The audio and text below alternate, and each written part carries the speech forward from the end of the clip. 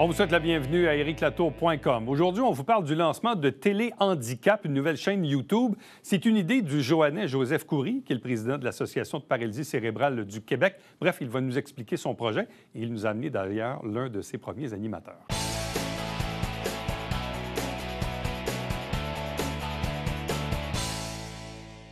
Parlons de l'Association de paralysie cérébrale du Québec et de ce projet de télé-handicap. On en avait parlé ici même à l'émission il y a quelques semaines avec le président de l'Association au Québec, qui est un Joannais, Joseph Coury, qui est avec nous. Bonjour et bienvenue. Bonjour. Accompagné de Maître Rémi Bourget, qui est un avocat civiliste défenseur des causes humanitaires. Bonjour et bienvenue. Bonjour.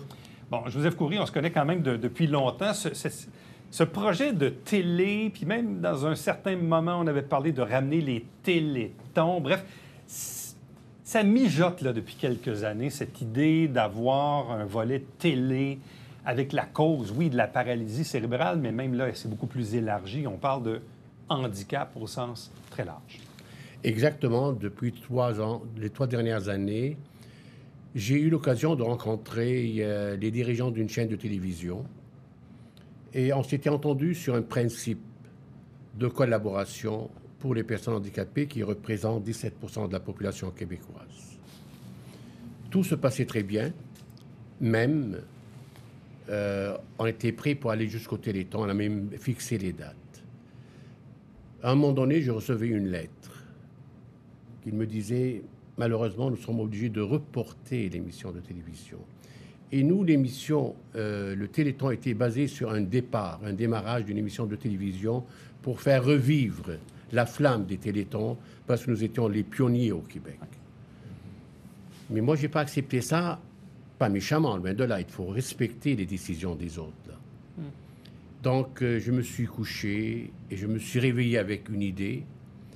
La première chose, j'ai appelé mon adjointe administrative, qui est la coordonnatrice maintenant principale. J'ai dit, Brigitte, trouvez-moi, y a-t-il une place libre pour téléhandicap sur les médias sociaux? Elle a fouillé. Elle m'a dit, c'est libre. J'ai dit, enregistrez-moi ce nom-là. Et ça a démarré il y a 3 mois. 3 mois? Seulement. OK. Bon, présentez-nous un peu notre invité ici aujourd'hui. Pourquoi il vous accompagne? Bien, nous aurons plusieurs invités. Et cet invité, c'est un privilège de l'avoir avec nous. C'est un avocat civiliste et dans différentes causes, surtout des causes des personnes handicapées et autres, là, qui sont dans le besoin. Et notre invité, Maître Bourget, sera un de nos animateurs et un co-animateur pour l'émission culturelle. On aura plusieurs émissions à présenter. Et même la présidence juridique, il va être la personne qui va se promener dans des émissions, mais surtout, il aura l'émission culturelle qui porte le nom Musique, Art et Handicap et co-animée par une autrice et une poète, Ariane Chavardi. Qu'est-ce qui vous a attiré dans ce projet-là?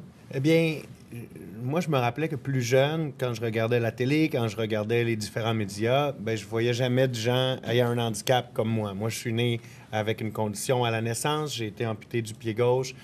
J'ai une amputation partielle de la main gauche aussi. Alors, j'ai fait face à plusieurs défis. Puis, je trouve qu'un défi qui a perduré dans le temps, c'est celui de l'absence de représentation de personnes handicapées à la télé. Alors, la co-animatrice de l'émission culturelle, Ariane, est une amie à moi. Par hasard, on s'était rencontrés, les deux, en sortant d'un rendez-vous à l'Institut de réadaptation de Montréal, qui est l'hôpital à Montréal pour les handicapés. Et on attendait l'autobus, les deux, et on est devenus amis comme ça, en jasant. On voyait qu'on sortait du même endroit. Et pour moi, cette idée-là de passer un peu le flambeau pour avoir des personnes handicapées qui animent différents sujets, puis qui parlent, oui, parfois de la réalité du handicap, mais aussi d'un paquet d'autres sujets qui peuvent aller de la politique au juridique, à la culture, aux arts, mais simplement que ce soit apporté par des personnes qui vivent avec un handicap, bien, pour moi, c'est quelque chose de nécessaire dans notre société. Croyez-vous que les personnes handicapées ont suffisamment de visibilité dans notre société, ou si vous pensez, ou si vous sentez qu'on est en décalage, en recul là-dessus? Il en manque beaucoup de visibilité pour les personnes handicapées. Vous savez, moi, je peux penser à une seule personne handicapée, là, Kevin Breton, qui avait couvert un peu les Olympiques à Radio-Canada, là, malgré un handicap visible. bon, moi, une fois de temps en temps, je fais des chroniques à Isabelle Richer, à gauche, à droite. Puis, à part ça, j'essaie de penser à des gens qui animent des émissions sur des bases quotidiennes, hebdomadaires, qui vivent avec une situation de handicap, puis j'en vois pas. Je dis pas qu'il n'y a pas eu certaines personnalités qui sont devenues célèbres malgré leur handicap au Québec, mais quand même d'avoir autant de gens qui vivent avec une situation de handicap au Québec, et par la suite, on regarde nos médias et on est pratiquement absent, eh bien, c'est certain qu'il y a là un déséquilibre là, à corriger. Bien, en fait, ce qui est drôle un peu, c'est que dans les médias, depuis quelques années, bon, surtout à la télé, en fait, on fait maintenant davantage de place à la diversité culturelle, diversité de genre, de sexe, diversité raciale, etc., etc. Mais le volet handicapé, lui, effectivement, il est un peu comme sous le radar, si on veut, là. On le voit moins, Joseph Coury. Exactement. Et ça m'a été confirmé par des personnes handicapées. Et je donne la réponse d'une personne qui est le vice-président, premier vice-président de l'association. Et c'est une personne très connue ici à Saint-Jean. J'ai dit, Paul, parle-moi un petit peu de la situation. Moi, je voyais que les personnes handicapées sont dans les premières loges au Québec. Il m'a dit, vous vous trompez. J'ai dit, comment ça? C'est quelque chose qui m'a choqué vraiment. Il m'a dit, à 60%, on passe à côté inaperçu. Moi, par exemple, à Saint-Jean, les gens me connaissent. Peut-être je passe à 75%. Les gens vont me reconnaître. Mais il y a un manque, parfois, de respect pour les personnes handicapées. Nous, on va demander aux voisins de regarder différemment son autre voisin qui est handicapé. On cherche à sensibiliser la population. L'handicap, c'est une personne, vous savez, protégée par les Nations Unies. Et nous, on est allé à l'UNESCO. On a signé une déclaration relative aux droits et la dignité des personnes vivant avec l'appareil cérébral. Mais maintenant, avec projet Téléhandicap, on va parler de tout handicap confondu. J'ai parlé avec les instances gouvernementales et on m'a dit, allez de l'avant. C'est le projet qu'on a besoin actuellement là. Donc, c'est pas venu de l'IA, c'est venu par ce manque. On est en dessous du radar. On a quand même vu l'émergence ces dernières années là, de la chaîne Ami Télé, où on voit quand même, disons, plus de visibilité à l'égard des personnes handicapées. En quoi la chaîne Téléhandicap est-elle, disons, différente ou complémentaire à ce qui peut se faire du côté d'Ami Télé?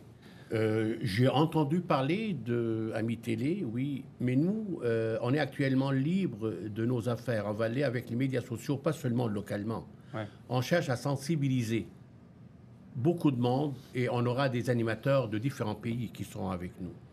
Nous avons eu le privilège de recevoir Son Altesse, la princesse Dr Nasrine, qui est une personne qui donne beaucoup aux personnes handicapées et qui est spécialiste en la matière. Elle était présente lors de notre lancement de notre conférence de presse. Elle m'a envoyé un message, pas plus loin qu'hier, qu'elle sera prête de frapper à toutes les portes pour venir en aide et donner un coup de main à ce projet-là. Bon, Maître Bourget, tantôt, vous faisiez référence à vos propres handicaps. En quoi ça a pu influencer votre pratique ou votre style de pratique ou votre choix de pratique comme tel? Bien, c'est certain que d'abord, ça fait développer une sensibilité. Hein? Par exemple, souvent, on ne se rend pas compte, on marche dans la rue, puis il y a juste un petit dénivelé de 2 pouces pour l'entrée d'un commerce. On n'y pense pas, monsieur, madame, tout le monde, on ouvre la porte, on rentre. T'sais. La journée où tu te retrouves en chaise roulante parce que tu t'es cassé un genou ou quelque chose, là, le petit 2 pouces de hauteur, tu viens d'en prendre conscience. Alors, c'est très dur de faire preuve d'empathie quand on n'a pas connu une situation. Alors, faisant partie d'une minorité handicapée, bien là, c'est certain que moi, ça m'a sensibilisé très jeune à certains défis, certaines limites qui sont des fois des limites physiques, là, puis qui peuvent être très frustrantes. D'une part, oui, on en prend conscience. D'autre part, des fois, on essaie de les dépasser, puis là, ça forge le caractère, c'est certain. Alors, ça a forgé un peu ma personnalité aussi. Je sais qu'il y a certaines, des fois, limites que je peux avoir à première vue. Ouais. Là, je vais travailler à penser à comment les dépasser, ces limites-là. Je vais faire... Moi, j'ai même fait... J'ai fait de l'entraînement de boxe, je joue au hockey, je fais du vélo, je vais travailler souvent en vélo. Alors, tout ça, malgré un handicap, Alors, oui, ça fait développer le caractère tout en gardant une certaine forme d'empathie aussi, parce que des fois, malgré tous nos efforts, il y a des choses qu'on n'arrive pas à faire. Vous êtes dans le civil, mais aussi, donc, dans un volet, disons, de droit humanitaire. Ouais. Qu'est-ce que c'est, au juste? Oui. Bien, c'est-à-dire que moi, j'ai toujours eu un intérêt pour le droit constitutionnel. Au Québec, au Canada, le droit constitutionnel, ça inclut tout ce qui a rapport à nos chartes des droits. Alors là, le sujet revient encore dans l'actualité, hein, parce qu'on voit que, bon, il y a des... Pardonnez-moi l'expression, il y a un peu de crêpage de chignon entre les premiers ministres provinciaux et fédéraux pour savoir comment on devrait... Est-ce qu'on devrait permettre ou de quelle façon on devrait permettre au gouvernement de venir violer des droits fondamentaux? Est-ce qu'il devrait fournir une justification ou juste pouvoir le faire pour des gains politiques à court terme? Alors, cette discussion-là, elle est présente, puis on a la chance dans une société de droit au Québec comme au Canada d'avoir des outils qui sont à notre disposition avec les chartes. Bon.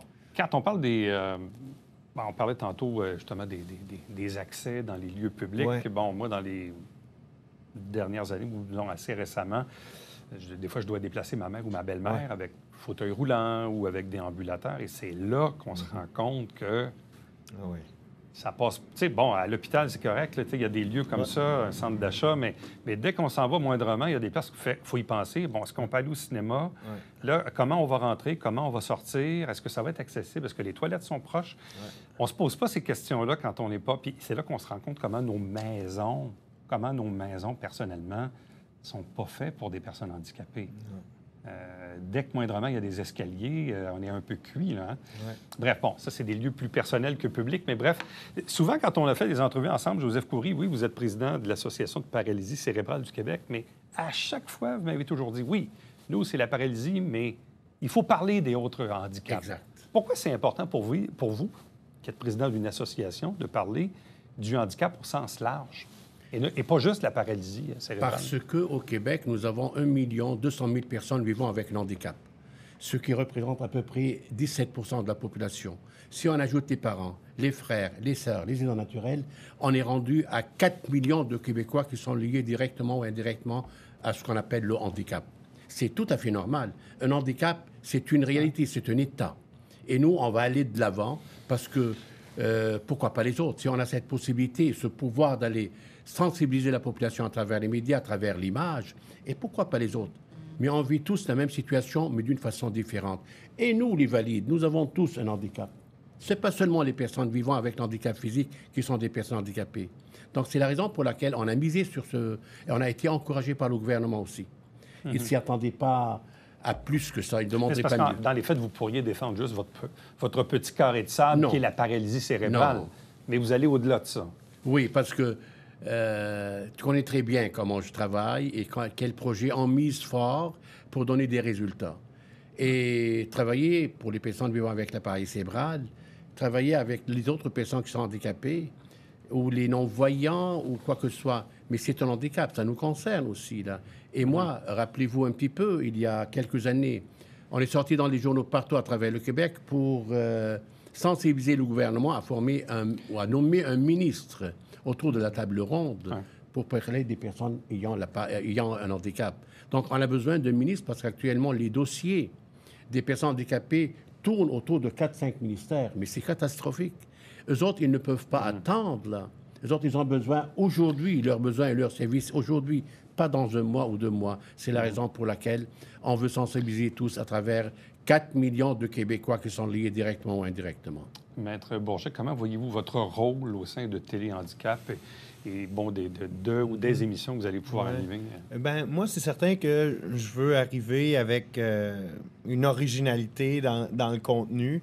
Bon, j'arrive avec une certaine expérience dans les milieux médiatiques, les entrevues, etc. Donc, si je peux aider un petit peu aussi à former les gens qui vont être un peu plus novices, ça me fera plaisir. Mais vraiment, j'aime arriver avec des idées originales qui sortent un peu là, du cadre convenu, même comme avocat, souvent, bon, regarde, aujourd'hui, j'ai pas de cravate, je suis en T-shirt. Tu sais, j'aime sortir des sentiers battus. Alors, c'est ça un peu que je veux apporter comme animateur, arriver à traiter des sujets qui parfois ont un lien avec le handicap, parfois non, mais qu'ils sont dans un angle qu'on n'attend pas nécessairement, alors pour que l'émission soit originale. Et dans votre cas, vous, on parlait d'une émission à caractère culturel?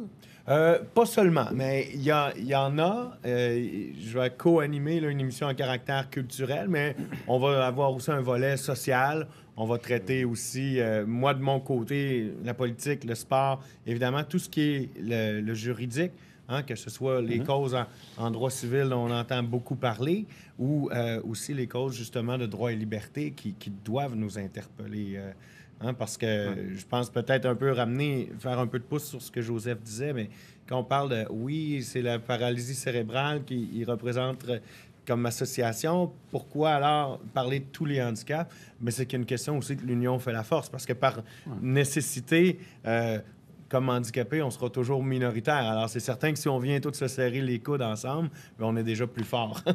Joseph Khoury, quelle est cette offre de programmation que vous souhaitez développer au fil du temps? C'est une très bonne question. Nous aurons au départ au moins 7 émissions. Il y aura des émissions en direct, et des émissions en différé, et des émissions différentielles, en événementiel. On aura une émission des gens comme les autres. Et pour nous, une personne handicapée, c'est une personne comme les autres. On aura une émission culturelle. On aura une émission jeunesse. Le titre, attention, je marche. Et c'est très important, ça, là. Parce qu'on a vécu des expériences avec nos concerts dans le passé. On avait demandé à des chefs de police d'être nos présidents d'honneur pour que le policier, quand tu vois quelqu'un qui marche un petit peu différemment, approchez-vous. Il n'a pas pris un verre. Il a besoin d'aide. Donc, attention, moi, je marche. On a fait aussi une émission au niveau des parents et des enfants. La vulnérabilité chez les parents est difficile. Les parents sont dans un état lamentable. Et j'ai été encouragé par le gouvernement d'aller défendre ce sujet. Ça veut dire, ces parents, c'est pas seulement les enfants, ils ont tout laissé pour accompagner leurs enfants. On aura une mission sportive, et nulle autre avec Sylvie Sauvé, l'ancienne championne paralympique et mondiale de 100 mètres. Elle va co-animer cette émission avec une autre personne. On aura une émission Affaires publiques avec le professeur Zouki. C'est un professeur d'économie. Et notre ami Daniel Pilote de Saint-Jean, qui est handicapé. Oui. On aura 5 personnes handicapées parmi nos animateurs et animatrices. Sur 7 émissions, ou 8, peut-être 8 émissions, on va ajouter. Et c'est déjà beaucoup, c'est déjà fort. Et le privilège, quand j'ai laissé la parole durant la conférence de presse à nos animateurs et animatrices, de parler avec aisance, de parler avec prestige, verbal et autres, j'ai dit, waouh, le sujet est démarré. Donc là, vous avez trouvé tous vos animateurs? À 95 %. Presque. Vous allez tourner ça ici, à Saint-Jean-sur-Richelieu? À Saint-Jean et sur Zoom. Et chez vous. Ça veut dire on fait ça dans un studio pour les directs. Et chez vous, j'ai dit aux animateurs, chez vous, ça veut dire nous avons toujours le système technique qui va gérer, mais les autres vont rester chez eux sur Zoom. Bon. Vous voulez produire combien d'heures de programmation par semaine ou par mois ou par année? On a pensé à tout ça. On va faire comme tout le monde. Hein. On n'est pas meilleur, là. On vient de commencer. Et déjà établi comme nous sommes établis aujourd'hui, je pense qu'on a fait un tour de maître, un coup de maître actuellement. Donc, on va produire ces 7 émissions. Il y aura des émissions de 28 minutes et des émissions de 58 minutes. Et l'autre événementiel, c'est illimité. On a la partie technique qui est prête à faire ça. On a fait toutes les études, tous les sujets qui relèvent de ça. Donc maintenant, on est en train de monter le projet. Probablement, il y a des émissions qui vont... On va aussi penser à l'international. En général, les émissions vont passer le matin. Parce qu'il y a 6 heures ou 7 heures de différence pour qu'ils puissent les voir, ceux qui sont en Europe, à 6 heures ou à 7 heures du soir. Là. Après, ils vont passer directement dans notre chaîne YouTube. Donc, ils vont commencer à voir, ils vont suivre ça d'une façon Donc, ce que directe. Je comprends, c'est que, bon, au-delà de viser le Québec en soi, vous visez un peu la francophonie. C'est une chaîne francophone. Oui. Oui. Donc, où ces émissions-là, qui sont via des médias sociaux, via YouTube, peuvent être vues n'importe où dans le monde. Partout. En autant qu'on comprend le français, bien évidemment. Donc, cette télé-là pourrait faire du pouce ailleurs que les propres limites du Québec. Là. Nous avons déjà des animateurs étrangers qui seront avec nous. Le gouvernement est au courant de l'émission. Ils ont été informés. On parle avec une transparence. Tu sais comment je suis. Ouais. Et de cette manière, on va collaborer tous ensemble pour le droit des personnes handicapées. Avez-vous déjà fait un premier tournage ou c'est pour bientôt? Non, en fait, on a fait une conférence de presse là, sur Internet de lancement. On a eu des rencontres internes, mais je crois qu'on regarde vers le début du mois de mars là, pour les premiers tournages. Le 4 mars. Ouais. Le 4 mars, donc ça, c'est votre date, votre date fatidique. Exact. Et là, dans le fond, comment voyez-vous ça sur 1 an, 2 ans, 5 ans? C'est quoi votre plan par rapport à ça? J'aime beaucoup ces questions. Il est toujours préparé, c'est le fun. Nous avons actuellement des programmations au moins pour les 3 prochaines années. OK. Et nous allons inviter des personnes liées à une association, un handicap différent. On aura des émissions de débat. On va débattre des sujets, là, on va parler des sujets. On aura des émissions, on va avoir du sport, on va avoir de la musique, on va avoir de la chanson, on va avoir de la danse. Et en plus de ça, nous sommes en train de discuter avec un ami, un grand ami que tout le monde connaît ici, avec Jean Guillet, pour donner cette nouvelle vie à nos émissions, pour donner son savoir-faire. Là. Donc, on va donner le décor et on va donner la discussion avec nos invités. Et chaque sujet aura une particularité à part. Pour vous, Maître Bourget, bon, mis à part ce qu'on disait tantôt, problématique de rentrer peut-être un fauteuil dans un lieu public, quelles sont les autres problématiques que peuvent vivre les personnes handicapées? Des contraintes à l'emploi, des difficultés sociales, d'intégration, des services. Bref, c'est quoi les gens là, qui vivent avec un handicap? Là, c'est quoi? Ils sont confrontés à quoi dans la vie? Mais souvent, ces contraintes-là, par exemple, à l'emploi, souvent, c'est une discrimination qui est un petit peu insidieuse. Hein, que c'est pas... Personne, en tout cas presque personne aujourd'hui va dire « Ah, je te donnerai pas une job parce que tu es handicapé ». Mais des fois, inconsciemment, parce que justement, il y a peu de modèles d'handicapés, entre guillemets, qui réussissent, souvent, un patron va passer quelqu'un en entrevue, puis là, implicitement, va dire je suis peut-être mieux avec quelqu'un d'autre, tu sais, que... Par exemple, lui, il a ses 2 pieds, l'autre, il va être malade moins souvent, il va moins manquer. Tu sais, souvent, il y a du bien implicite comme ça. Évidemment, par ailleurs, il y a des réelles limitations aussi auxquelles font face les personnes handicapées. C'est certain que dans la vie quotidienne, quand il t'arrive, tu sais, de, par exemple, avoir de la misère à te déplacer, avoir... Toi, ton transport pour te rendre à ton lieu de travail te prend 3 fois plus d'énergie. Bon, t'arrives, puis bon, ça crée des frustrations. Ça peut créer d'autres conditions par la suite aussi, parce que des fois, les moyens pour pallier un handicap vont, par exemple, ta prothèse peut te faire des douleurs. Alors, il y a... Là où c'est un grand défi aussi, c'est que la réalité diffère d'une personne à l'autre. Hein. Le handicap n'a pas le même effet sur tout le monde. Alors, c'est difficile un petit peu de venir résumer. On ne peut pas faire un résumé au nom de tous les handicapés. C'est forcément une discussion qui doit être un peu individualisée avec chaque personne. Mais oui, effectivement, il y a souvent, c'est comme, par exemple, si quelqu'un a de la difficulté à s'exprimer. Mettons, il y a un handicap relatif au langage. Mais là, souvent, on va dire, comment ça, il y a de mauvaise humeur. Tu sais, pourquoi Ben là, c'est parce qu'il n'a pas été capable d'exprimer ses idées. Tu sais, alors, il est fâché parce que... alors... J'ai souvent eu beaucoup d'empathie, entre autres, pour les gens qui sont atteints de paralysie cérébrale, qui, dans certains cas, font de grandes études, mais qui, là, bon, ont des contraintes de motricité et forcément des problèmes de langage. Et là, souvent, les employeurs ne savent pas trop, finalement, comment ils peuvent les intégrer. Si la personne a des études, peu importe le champ d'expertise, on dit, ouais, mais comment il va interagir avec les autres, comment il va écrire au clavier, comment... C'est ça aussi, là. À mon avis, cette admiration que j'ai pour les personnes, je veux parler de la paralysie cérébrale, tout d'abord, j'ai toujours dit, c'est une cause noble, comme toutes les causes, mais cette cause, une personne doit faire un effort 5 fois plus qu'une personne valide. C'est tout à fait normal. Ça devient frustrant. Il a de la difficulté à te faire comprendre, parce qu'il a une difficulté de parler. Donc, parfois, ça crie. Donc, ça mélange la frustration avec la difficulté de parole. Donc, c'est fou, c'est difficile, ça.